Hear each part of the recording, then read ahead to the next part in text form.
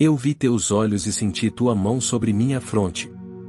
Tua voz me falou, e meus ouvidos ouviram. Era uma voz que tinha a firmeza dos séculos, a alegria das crianças, o calor da mãe, o poder de 1000 cascatas e a mensagem de Deus. Tuas palavras ressoam na floresta do Ashram, com uma nova mensagem de amor para esta sociedade neurótica, violenta e dividida. Aprendi contigo, sentado aos teus pés, mais sobre o amor de Cristo, sobre o nada de Buda, sobre a alegria dos sufis e sobre minhas próprias misérias, do que tudo o que as universidades, livros e homens haviam me ensinado a vida toda. Aprendi que estou dormindo, mas tu me ensinaste a acordar, a viver feliz aqui e agora. Não adianta o passado morto que deprime, nem um futuro incerto que anseia. Tu me ensinaste que sou uma ponte entre o passado e o futuro, uma ponte em construção na procura do infinito. Tu me ensinaste que o amor é doação, que o poder não é o caminho e que a ciência pode ser religiosa e a religião pode ser científica. Aprendi que não adianta ficar detido a vida toda na procura de poder, pois o centro bioenergético do amor é o que realmente importa. Tu me ensinaste a ver a verdadeira linguagem, a linguagem dos 7 corpos, dos 7 vales que levam à unidade total, das 7 portas através das quais se condiciona o ego, das 6 camadas da consciência e dos 3 níveis de bioenergia. Tu me ensinaste a ter a terceira psicologia, que leva o homem a encontrar-se consigo mesmo em Deus, em felicidade, em alegria. Esta terceira psicologia faz da terapia uma função de amor, e agora toda a ciência do homem torna-se religiosa e toda a religião torna-se científica. Aprendi a não julgar, a não supor, a não maldizer, pois pensamentos são sutis vibrações que podem ser usadas como espadas que ferem. Tu me ensinaste a cortar minha cabeça para não deixar-me manejar por minha mente poluída e, em troca, estou aprendendo a pensar com um coração aberto. Obrigado por me mostrar o caminho para a felicidade e para o amor verdadeiro. Tu és um mestre que sempre estará presente em meu coração, e eu sou eternamente grato por tudo o que me ensinaste. Os discípulos perguntaram a Jesus: Diga-nos, com o que se parece o reino dos céus?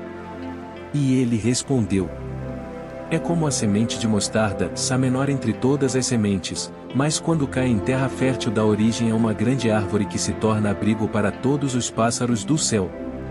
A pequena semente de mostarda pode parecer insignificante, mas quando plantada em solo fértil, cresce e se transforma em uma grande árvore, fornecendo abrigo e proteção para muitos pássaros. Assim é o reino dos céus, um pequeno, mas poderoso e expansivo, capaz de fornecer refúgio e conforto para aqueles que buscam a verdade e a sabedoria. Mas, os relacionamentos humanos mudaram muito e para pior. O compromisso e a profundidade do relacionamento entre marido e esposa ou amigo e amigo diminuíram. As pessoas flutuam na superfície, mantendo relacionamentos imaturos e superficiais, sem raízes profundas. A falta de compromisso cria uma superficialidade que torna impossível a comunhão verdadeira. A relação entre mestre e discípulo, que costumava ser profunda e significativa, desapareceu, sendo substituída por um relacionamento patológico entre psiquiatra e paciente. Esse relacionamento está fadado a ser doentio, já que o paciente não busca a verdade e a cura, mas apenas a normalização dentro da sociedade doentia. O psiquiatra não pode ser um mestre, porque ele mesmo não é total, e o paciente não pode ser um discípulo, porque não está buscando a sabedoria, mas apenas o ajustamento. Assim, devemos nos esforçar para encontrar o solo fértil onde possamos plantar a pequena semente da verdade e da sabedoria. Devemos buscar a profundidade e o compromisso em nossos relacionamentos, buscando a comunhão verdadeira e a cura íntima da essência do eu. Somente assim poderemos encontrar o verdadeiro significado do reino dos céus e a grande árvore que se tornará em nossas vidas. Há uma famosa frase de Sócrates que diz: Só sei que nada sei. E essa é uma grande verdade, que nos faz pensar sobre o valor dos sistemas filosóficos e psicológicos criados pelos homens. Mesmo os mais renomados psiquiatras, como Freud, Jung e Adler, são doentios e têm medo de encarar a morte e a destruição de seus sistemas. Jung tinha medo de ir a Roma, porque lá está a maior biblioteca do mundo, com registros secretos de todas as religiões que já existiram. Ele tinha medo de ter sua filosofia destruída e perceber que ela era apenas uma infantilidade. Mas a verdade é que todos os grandes sistemas filosóficos e escolas de pensamento desapareceram nas cinzas, e todos os pensamentos provam sua inutilidade, pois são apenas criações do homem. Para chegar ao conhecimento do divino, é preciso abandonar o pensamento e o sistema de pensamento, pois eles pertencem ao tempo e não podem existir no eterno. Mesmo que os grandes pensadores tenham contribuído com algumas ideias e teorias, eles ainda são limitados pela sua própria consciência e pelo tempo em que viveram. Portanto, não devemos nos apegar a nenhum sistema de pensamento ou filosofia, pois todos eles são efêmeros e passíveis de desaparecer. Devemos buscar o conhecimento do divino através do não-pensamento e da experiência direta, sem medo de encarar a morte e a destruição de nossas próprias ideias e sistemas. Apenas assim poderemos transcender nossa própria limitação e encontrar a verdadeira sabedoria. Quando se procura um mestre em busca de ajuda, é preciso compreender que ele não é um psiquiatra. O mestre não está interessado em tratar apenas as doenças, mas sim em auxiliar o paciente a compreender a si mesmo. Quando se tem autoconhecimento, as doenças desaparecem, pois elas surgem da tentativa de encobrir o que somos, de evitar olhar para nós mesmos. Mas por que temos medo de olhar para nós mesmos? A resposta está na nossa história de vida. Desde cedo, somos ensinados a negar partes de nós mesmos para sermos aceitos pela sociedade. E isso gera repressão, que faz com que tenhamos medo de enfrentar quem somos de verdade. No entanto, se queremos nos tornar discípulos, precisamos esquecer o que é bom e o que é mal, o que é aceito e o que não é aceito. Precisamos estar prontos para expor todo o nosso ser e confiar no Mestre, pois somente assim poderemos nos expandir e nos transformar. O Mestre é como uma parteira, que auxilia o discípulo a passar pelo processo de renascimento e se tornar uma nova pessoa. Para isso, é preciso confiar no relacionamento entre o Mestre e o discípulo. Quando há dúvidas, a pessoa se fecha e não consegue se abrir para o processo de transformação. É necessário se tornar vulnerável e expor-se completamente para que a mudança possa acontecer. Por isso, confiar no Mestre é fundamental para o sucesso do processo de transformação. Com o Mestre, é necessário se entregar completamente, abandonar todas as defesas e estar totalmente aberto. Diferentemente de um amante ou de um amado, onde há a possibilidade de manter algumas defesas, com o Mestre a confiança total é necessária. Nada pode ser ocultado, nem mesmo uma pequena parte de si mesmo, caso contrário, o relacionamento não existirá. Entretanto, muitos fatos contribuíram para que a rendição sumisse completamente do mundo. Por séculos, o homem foi ensinado a ser individualista, egoísta, a não se render, mas a lutar sempre, a não obedecer, mas sim a rebelar-se, a não acreditar, mas a duvidar. Isso aconteceu porque a ciência cresce através da dúvida e trabalha com a lógica, com o argumento, com a dúvida. A religião, por sua vez, trabalha com a confiança, e quanto mais você confia, mais religioso se torna. A ciência operou milagres bem visíveis, mas a religião operou milagres maiores que não são visíveis. Por isso, pouco a pouco, apenas os olhos confiantes começam a sentir e tornam-se sensitivos. A confiança é cega, tão cega quanto o amor, ou melhor, mais cega que o amor. Quando você fecha os olhos confiantes, uma transformação interna ocorre. Ao fechá-los, a energia que estava saindo começa a mover-se para dentro e essa energia aquece o terceiro olho.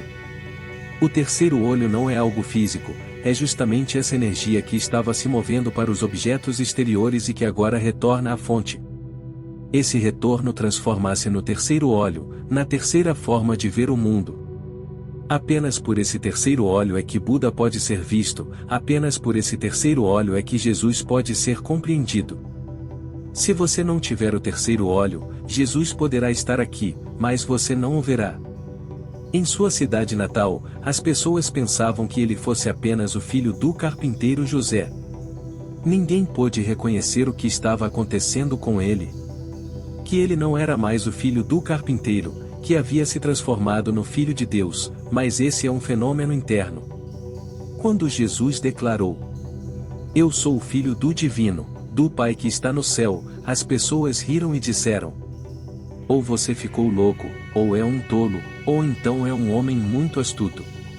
Como o filho de um carpinteiro pode, de repente, transformar-se no filho de Deus?" Entretanto, isso é possível. Apenas o corpo nasce do corpo. A alma não nasce do corpo, mas sim do Espírito Santo, do Divino. Mas primeiro, é preciso ter olhos para ver e ouvidos para ouvir. Entender Jesus é uma tarefa sutil e delicada, que exige um grande treinamento.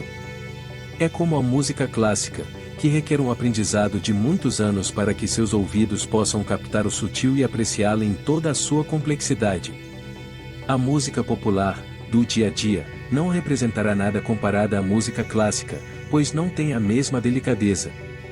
Contudo, a música clássica não é nada comparada a Jesus, pois ele é a música cósmica. Somente quando você estiver silencioso, sem vacilações em seus pensamentos e sem movimentos em seu ser, é que poderá ouvi-lo, entendê-lo e conhecê-lo. Jesus costumava repetir muitas vezes: "Quem tiver ouvidos, que ouça. Quem tiver olhos, que veja. Eu estou aqui."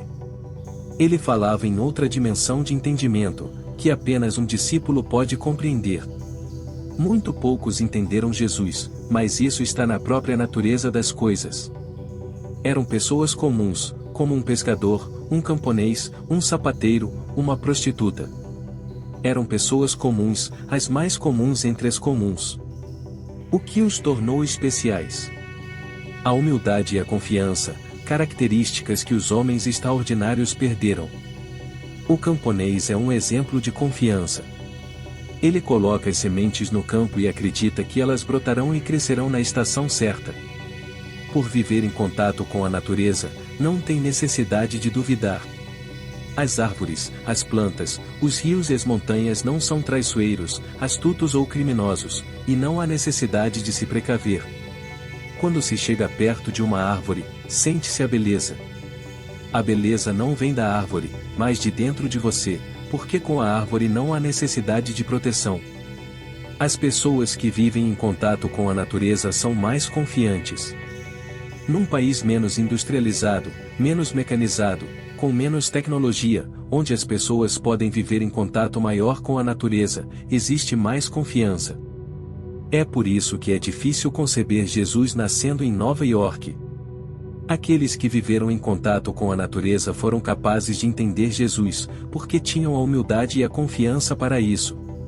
Aqueles que realmente conseguiram entender Jesus não eram pessoas eruditas ou intelectualmente superiores, mas sim pessoas comuns, que possuíam uma qualidade muito importante: a humildade e a confiança. Essas pessoas simples viviam em contato com a natureza e tinham uma relação de confiança com ela, o que as tornava mais sensíveis e receptivas às mensagens de Jesus. Ao contrário dos eruditos, que muitas vezes se fecham em suas próprias ideias e não estão dispostos a aprender algo novo, as pessoas simples têm uma mente mais aberta e estão dispostas a aprender. Elas confiam em suas próprias capacidades e em suas crenças, e por isso são capazes de se conectar com algo maior, com a sabedoria cósmica que Jesus buscava ensinar.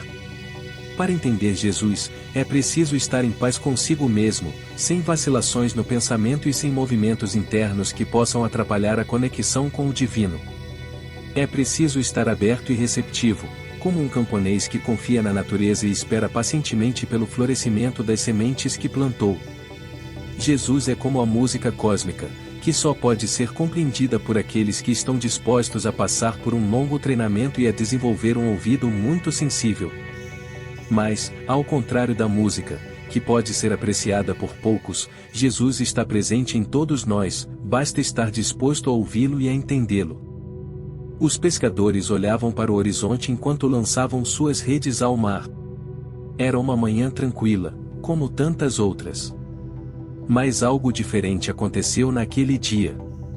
Um homem se aproximou, caminhando em direção a eles com passos firmes e confiantes.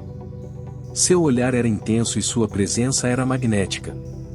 Se fosse qualquer outra pessoa, os pescadores teriam dito: "Vá embora.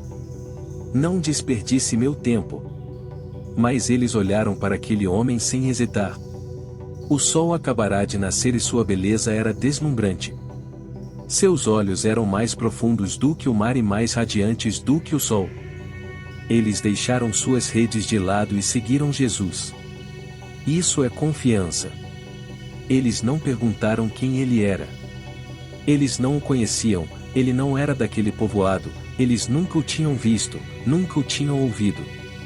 Mas a chamada foi suficiente, o convite foi suficiente. Eles ouviram Jesus, olharam-no, sentiram sua sinceridade e o seguiram. Enquanto caminhavam para fora da cidade, um homem veio correndo e disse aos 2 pescadores: "Onde vocês vão? Seu pai morreu de repente. Voltem." Então, eles perguntaram a Jesus: "Podemos ir para casa e enterrar nosso pai? Depois, nós voltaremos." Jesus lhes disse: "Não se preocupem com o morto. Existem mortos suficientes na sua cidade. Eles enterrarão seus mortos. Venham e sigam-me. Não se preocupem com os mortos." E aqueles 2 pescadores o seguiram. Isso é confiança, eles ouviram, eles viram Jesus. Jesus estava certo. O que ele disse significa: quando um pai já está morto, o que se pode fazer? Quando alguém morre, está morto. Que necessidade tem dos filhos?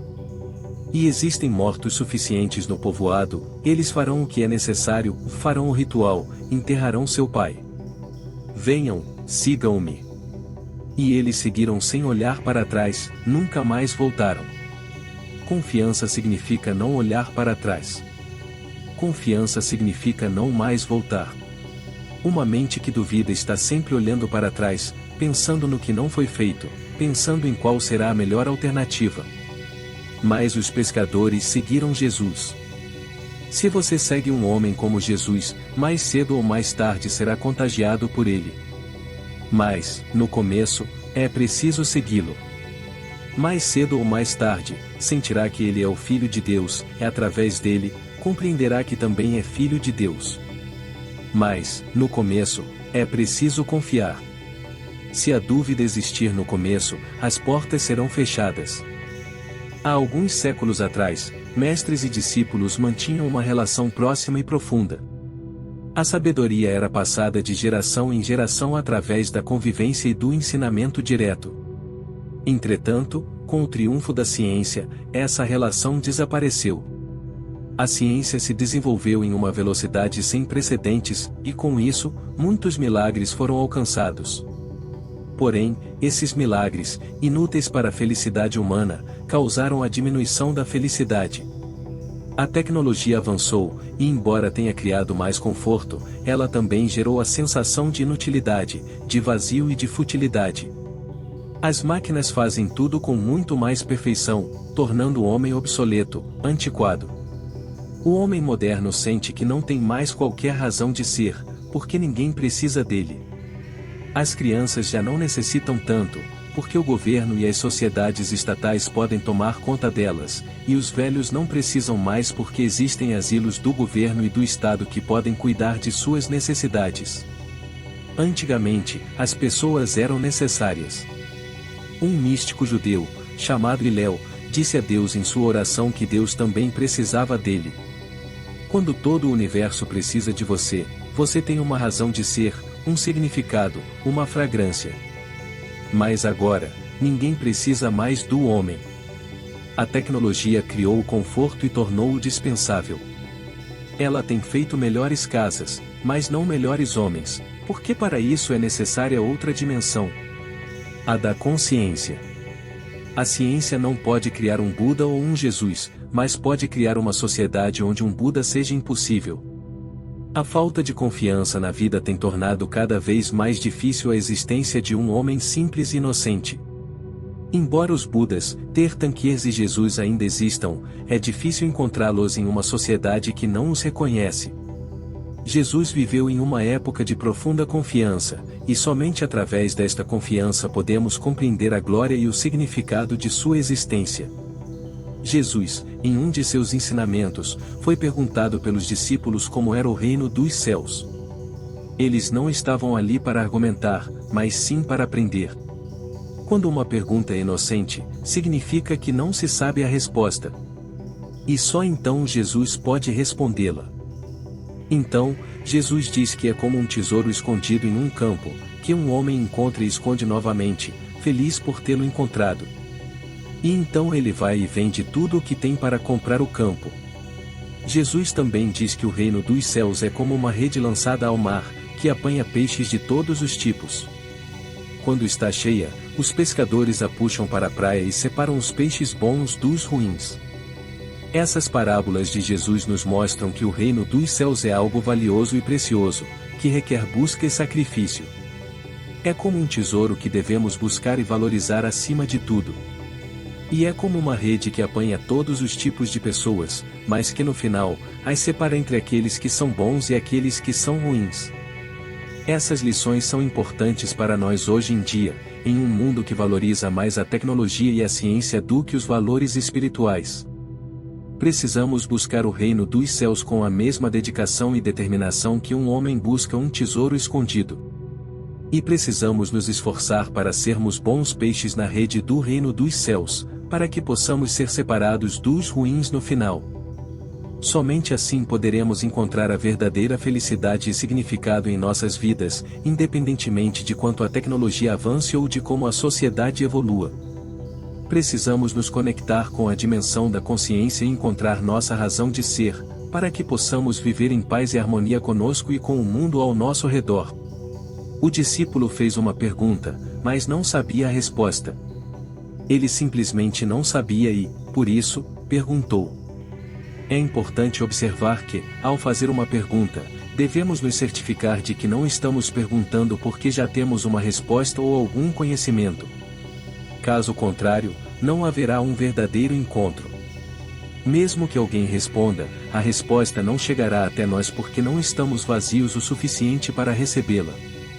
Nesse caso, já estamos envenenados pela nossa própria resposta. Existem dois tipos de perguntas, daquelas que são feitas a partir do que sabemos, e aquelas que são feitas a partir do que não sabemos.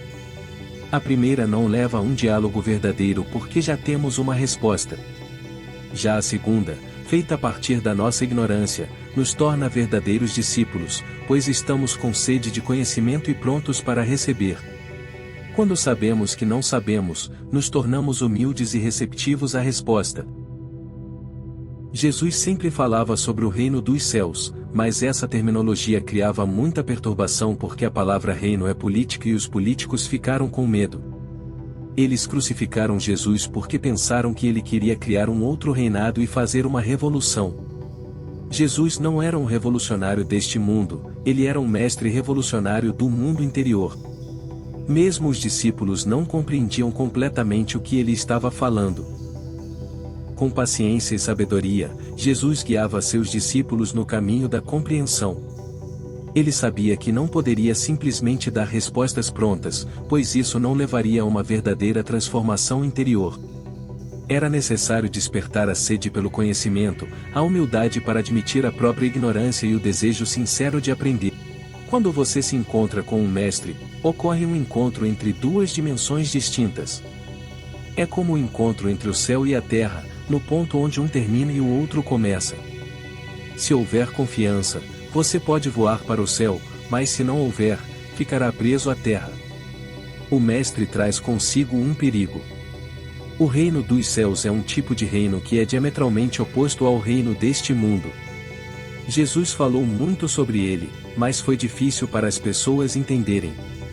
Ele disse: Em meu reino, os pobres serão ricos e os últimos serão os primeiros, exatamente como Lao Tse.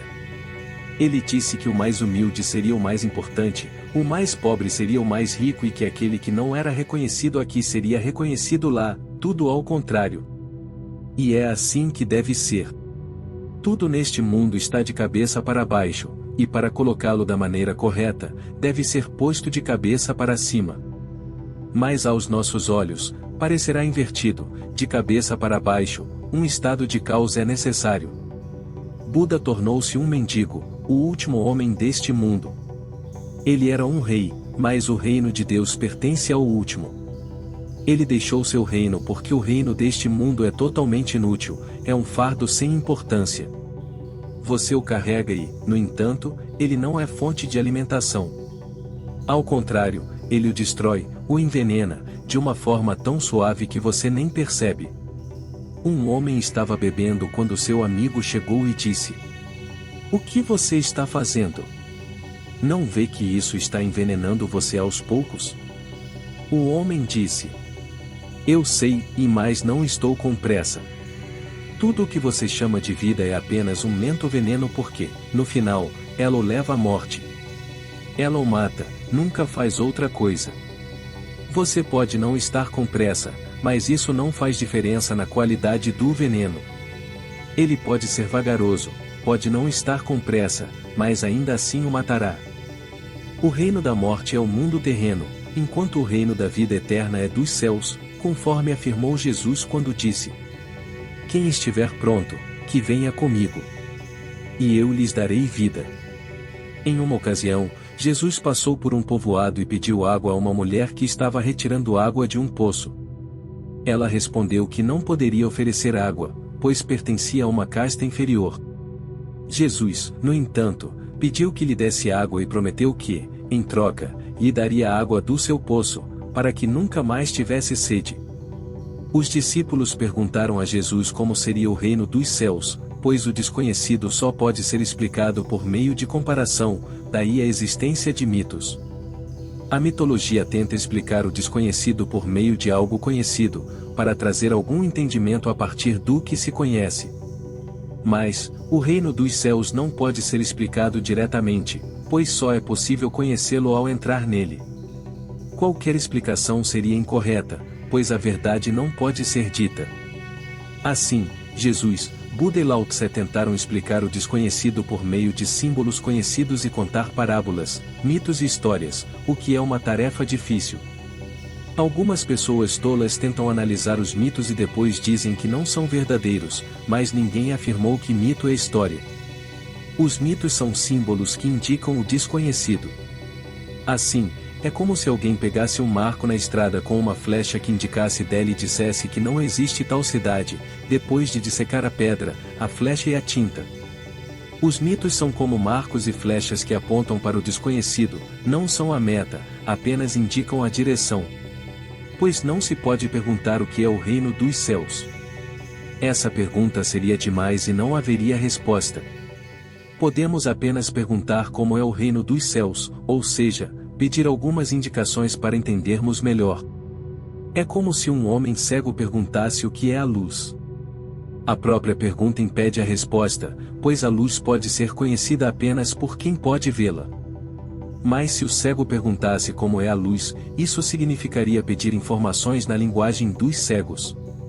Todas as parábolas são verdades em linguagem para cegos, todas as mitologias são verdades vestidas com a linguagem dos cegos. Não devemos tentar dissecá-las, pois não encontraremos nada. Há um templo no Japão, um lugar mágico onde os visitantes ficam perplexos ao entrar e não encontrarem nenhuma estátua de Buda. Onde estaria o símbolo mais importante da religião budista? Mas a resposta vem rapidamente, a única coisa que se destaca no templo é um dedo apontando para o céu, sobre um pedestal. E esse dedo é Buda. Algumas pessoas podem questionar a escolha desse símbolo e se perguntar se o sacerdote que conduz o templo realmente entende o que ele significa. Mas a verdade é que o dedo apontando para a lua é uma representação do que é o Buda. Um guia, uma luz no caminho, uma ponte entre o visível e o invisível. Assim como Jesus, que usou a semente de mostarda como uma metáfora para descrever o reino dos céus, o sacerdote do templo usa o dedo apontando para o céu para transmitir uma mensagem. A semente de mostarda é a menor semente que existe, mas quando plantada em solo fértil, pode se transformar em uma grande árvore que oferece abrigo e proteção aos pássaros do céu. Deus é invisível e menor que o menor, mas a semente de mostarda é o limite da visão humana. É o menor objeto visível do mundo, mas quando cresce, se torna a maior das árvores. Um paradoxo que mostra que Deus é o não manifesto, enquanto o universo é o manifesto. Assim como não se pode encontrar uma árvore dentro de uma semente, não se pode encontrar a beleza em um único fragmento de uma flor.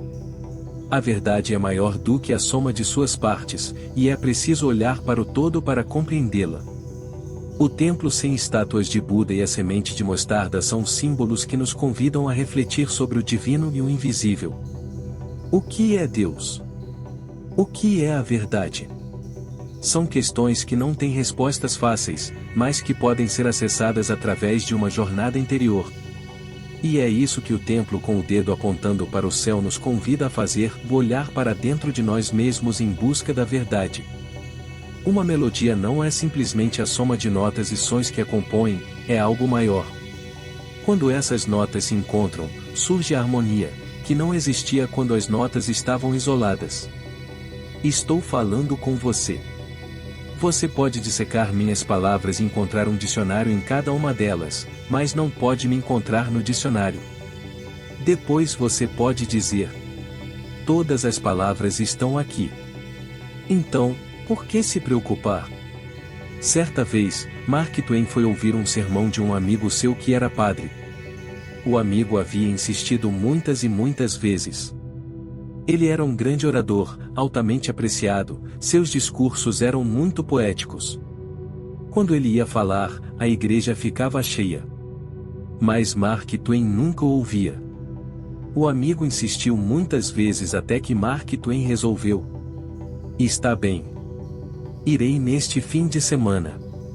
Para o sermão de domingo, o padre preparou o seu melhor discurso, organizou em sua mente o que sabia de mais belo, porque Mark Twain iria ouvi-lo. No domingo, Mark Twain foi e sentou-se na primeira fila. O padre entregou-se ao melhor discurso que já proferiu. Trouxe toda a sua energia para o sermão que, na realidade, era belo, era uma sinfonia, uma poesia. Mas, pouco a pouco, o padre começou a ficar apreensivo, porque Mark Twain estava se comportando como se estivesse morto. Nenhum vislumbre de apreciação passava por sua face. As pessoas aplaudiam, totalmente arrebatadas, mas Mark Twain continuava imóvel, sem dar qualquer indicação de estar impressionado por isso ou aquilo, nem negativa, nem positivamente. Permanecia indiferente, e a indiferença é mais mortal do que qualquer negativa. Porque se você é contra algo, pelo menos está reagindo, está dando algum significado à coisa. Mas se permanece indiferente, é como se estivesse dizendo: que coisa inútil, nem vale a pena ficar contra. Quando o sermão terminou, Mark Twain foi embora no carro do amigo. O padre não conseguia perguntar nada e permaneceu silencioso. Mas quando Mark Twain estava saindo do carro, o padre resolveu perguntar: você não tem nada a dizer sobre o meu sermão? Mark Twain replicou: não tem nada de novo. Tenho um livro em minha casa de onde você simplesmente copiou tudo. É um sermão aborrecido e você não pode me fazer de tolo. Pode enganar aqueles ingênuos lá da igreja, mas eu sou um homem letrado, eu estudo. A propósito, justamente ontem à noite eu estava lendo esse livro. O padre não podia acreditar. O que você está dizendo? Não copiei de lugar nenhum. É impossível. Mark Twain falou: todas as palavras que você disse estão lá. Amanhã eu lhe enviarei o livro. No dia seguinte, ele enviou para o padre um grande dicionário com um bilhete. Você encontrará todas as palavras aqui. Assim é a mente de um analista. Ele consegue matar totalmente a poesia, acabando por dizer que a poesia é apenas um conjunto de palavras. Ele não consegue sentir o que existe entre as palavras, nas entrelinhas, e é justamente aí que a poesia existe. A beleza está ali. O êxtase, Deus, tudo o que é significante está entre as palavras, nas entrelinhas. A semente de mostarda é a menor, mas contém o maior. É impossível ver Deus porque ele é o menor, a semente de mostarda, mas você pode ver o universo. E se o universo existe, a semente também está presente. Como pode a árvore existir sem a semente? Se ela não pode ser vista, isso não importa. Como pode o universo existir sem uma causa final, sem uma fonte? O Ganges existe, poderia ele existir sem uma fonte? Este vasto universo, você pensa que ele poderia existir sem uma fonte? Este universo não é apenas vasto, mas possui também tal harmonia, tal sinfonia universal, tal sistema universal. Não é um caos, há disciplina nele, tudo está no lugar certo. E aqueles que realmente sabem das coisas dizem que este é o melhor mundo possível, que nada pode ser melhor que ele. Deve haver uma semente, mas a semente é muito pequena, menor que a semente de mostarda, usada como um símbolo apenas para indicar. Aqueles homens que estavam questionando Jesus eram pescadores, camponeses e jardineiros. Eles podiam entender a parábola da semente de mostarda. Se você dissecá-la, não a compreenderá. Se dissecar a religião, não a penetrará. Ou você a vê diretamente ou não a vê. E só existe um meio de poder vê-la. Confiar. É impossível ver a árvore na semente, mas você pode semeá-la na terra. Isto é o que faz um homem de fé. Ele diz: está certo, é apenas uma semente, mas certamente se transformará em uma árvore, eu a plantarei no campo. Encontrarei o solo adequado e a protegerei. Estarei esperando e rezando, amarei, terei esperança e sonharei. O que mais pode ser feito? Você pode semear e esperar, sonhar, ter esperança e rezar. O que mais se pode fazer? Então, de repente, numa manhã, você acorda e a semente transformou-se em algo novo, num broto surgindo da terra. Agora, não é mais uma semente, é uma planta que está florescendo. O que ocorre quando a semente se torna árvore? Isso também faz parte da parábola. A semente precisa morrer, só então pode se transformar em árvore. Deus morreu dentro deste universo, não pôde permanecer separado. Ele se dissolveu nele. É por isso que você não pode encontrar Deus. Pode ir ao Himalaia, Meca, Kashi ou qualquer outro lugar, mas não o encontrará em lugar nenhum, porque ele está aqui, em todo lugar. Exatamente como a semente está em toda a árvore. É impossível encontrar a semente porque ela morreu na árvore, transformou-se na árvore. Deus morreu no universo, na existência, e transformou-se no cosmos. Ele não é algo separado. Não é como um carpinteiro que faz um objeto e permanece à parte. É como a semente. Dá origem à árvore e desaparece nela. Deus só pode ser encontrado quando a árvore desaparece. Os hindus dizem que Deus pode ser encontrado no começo ou no fim da criação. No começo, quando o mundo ainda não existia, a semente estava lá, mas você não estava porque é parte da árvore, é uma folha da árvore. Ou no fim, quando ele estará no pralaya, quando o mundo todo tiver se dissolvido, quando a árvore tiver se tornado velha e morrido, isso acontece com todas as árvores. Quando ficam velhas, novas sementes surgem, milhões de sementes. No pralaya, você encontrará milhões de deuses, mas então você não estará lá, este é o problema. Existe apenas um jeito de encontrar Deus. É encontrá-lo aqui e agora, na própria folha. Se você procurar por uma imagem particular, por Krishna ou Ram, então não o encontrará. Eles também são folhas, é claro que folhas mais belas, mais vivas, mais verdes porque realizaram Deus em si, compreenderam que Ele está em todo lugar. Quando Jesus disse: o reino de Deus é como a semente de mostarda, ele estava transmitindo muitas coisas. A beleza da parábola está em como com tão pouco é possível dizer tanto. Quando a semente morre, é possível surgir todo um universo, uma árvore, o próprio reino de Deus. Se você estiver procurando esse reino em outro lugar, estará buscando em vão. Se você deseja encontrar o reino de Deus, precisa ser como a semente e morrer. Então, de repente, a árvore surge. Você não existirá mais, apenas Deus. Você nunca encontrará Deus enquanto existir. Quando você desaparecer, Deus surgirá.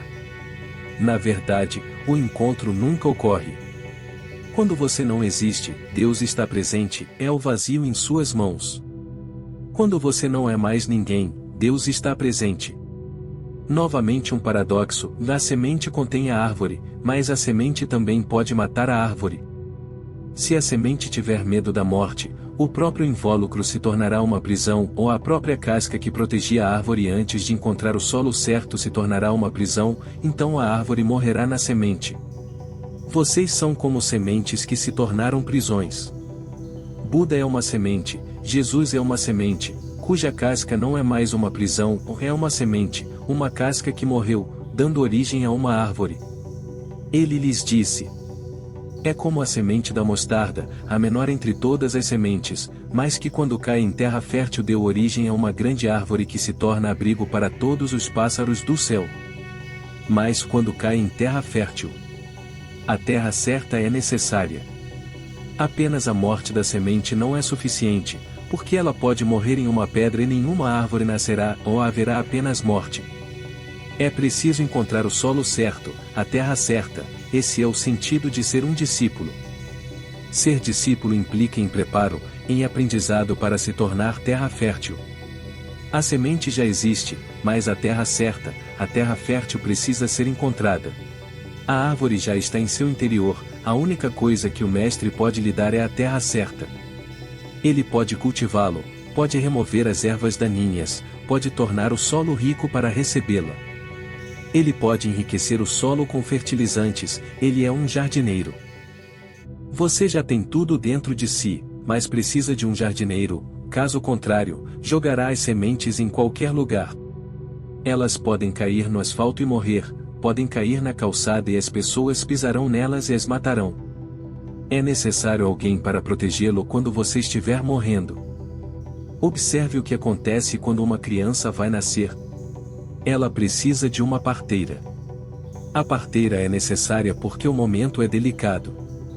E o momento em que a verdade nasce é o maior, o momento em que Deus nasce em você é o maior, o maior. Sem um mestre muitas coisas podem acontecer. Pode haver um aborto e a criança morrer. O mestre é necessário para protegê-lo porque o novo broto é muito delicado, indefeso, algo pode lhe acontecer. É muito perigoso. Mas se você confiar, a confiança é necessária, caso contrário, você poderá ficar tenso e a semente nunca morrerá, mas se confiar, a semente morrerá. A confiança é necessária porque a semente não pode conhecer a árvore. A semente quer ter certeza de que ao morrer tornar-se-á uma árvore. Mas o que se pode fazer para que a semente tenha certeza? Este é o absurdo da fé. A fé é absurda. Você quer ter certeza de que poderá tornar-se um sannyasin, que poderá renunciar a tudo, que estará pronto para morrer. Mas quem lhe garante que quando a semente morrer a árvore surgirá? Quem pode lhe dar essa garantia?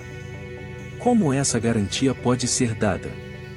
E mesmo que seja dada, quem irá cobrar essa garantia quando a semente não mais estiver aqui? Quem poderá provar para a semente que quando ela morrer a árvore surgirá? Nenhuma garantia é possível. É por isso que a fé é absurda. Ter fé significa crer naquilo que não pode ter crédito, ou não existe nenhum jeito de acreditar e ainda assim você crê. A semente morre com uma profunda confiança e a árvore nasce. Mas uma terra fértil é necessária, o solo certo é necessário. Todo o aprendizado do discípulo é justamente no sentido de tornar-se uma terra cultivada. Dá origem a uma grande árvore que se torna abrigo para todos os pássaros do céu. E quando sua árvore tiver crescido realmente, quando ela se tornar uma árvore Buda, virão milhões de pássaros em busca de abrigo. Sob Jesus, muitos pássaros do céu tomaram abrigo, sob Buda, muitos pássaros do céu se abrigaram. Para aqueles que estão em busca do mais profundo, essa árvore, a árvore Buda, a árvore Jesus torna-se abrigo e nela eles podem sentir o palpitar do desconhecido. Nelas, eles podem confiar, podem chegar à compreensão do desconhecido, podem dar o salto. O reino dos céus é como a semente de mostarda. Você é o reino dos céus, você é como a semente de mostarda. Prepare-se para morrer, prepare-se para a sua morte. É claro que haverá pânico, medo, apreensão. O salto está destinado a ser difícil. Muitas vezes, você poderá voltar atrás, chegará até a borda do abismo e fugirá com medo. A semente só pode conhecer o abismo, não pode conhecer a árvore. Se você estiver disposto a morrer, isso acontecerá. Vá e plante uma semente na terra. Quando a árvore crescer, cave a terra novamente e veja onde a semente está. Ela não estará lá, terá desaparecido. Vá e cave em Buda, em Jesus, você não encontrará o homem, a semente. É por isso que Jesus é o Filho de Deus, não mais do carpinteiro José. A semente veio de José e Maria, mas agora a semente desapareceu, a casca desapareceu, a árvore que brotou não veio do visível, mas do invisível. Observe Jesus. A semente não está mais presente, apenas Deus. Esteja pronto para morrer e então poderá renascer. Abandone a mente, o corpo, o ego, a identidade, e, de repente, verá que algo novo está nascendo em você, que está se tornando um útero, que está ficando prenhe. E estar espiritualmente prenhe é chegar ao pico da criação, onde você cria a si mesmo. Nada é comparável a isso. Você pode criar uma bela pintura ou uma grande escultura, mas nada pode ser comparado à criação de si mesmo, à autocriação. Mas quando cai em terra fértil, esteja pronto para morrer. Antes de dar o salto, torne-se uma terra fértil, torne-se um discípulo, um aprendiz, torne-se humilde, torne-se um não ser. Logo, você realmente não será, mas esteja preparado para isso, comporte-se como se já não fosse. Então, ela dá origem a uma grande árvore que se torna abrigo para todos os pássaros do céu. Sempre é assim, você está aqui, perto de mim, porque a minha semente morreu, é por isso que você está aqui. Não é por sua causa que você está aqui, é por mim. Mas dizer por mim, não é correto, porque nenhum eu existe mais, a semente desapareceu e agora só a árvore existe. E se você tiver algum vislumbre da sua própria possibilidade através desta árvore, o trabalho estará feito. E este foi mais um vídeo do canal, muito obrigado por assistir. Se este vídeo o ajudou de alguma forma, deixe seu like e se inscreva no canal para estar por dentro de mais conteúdo.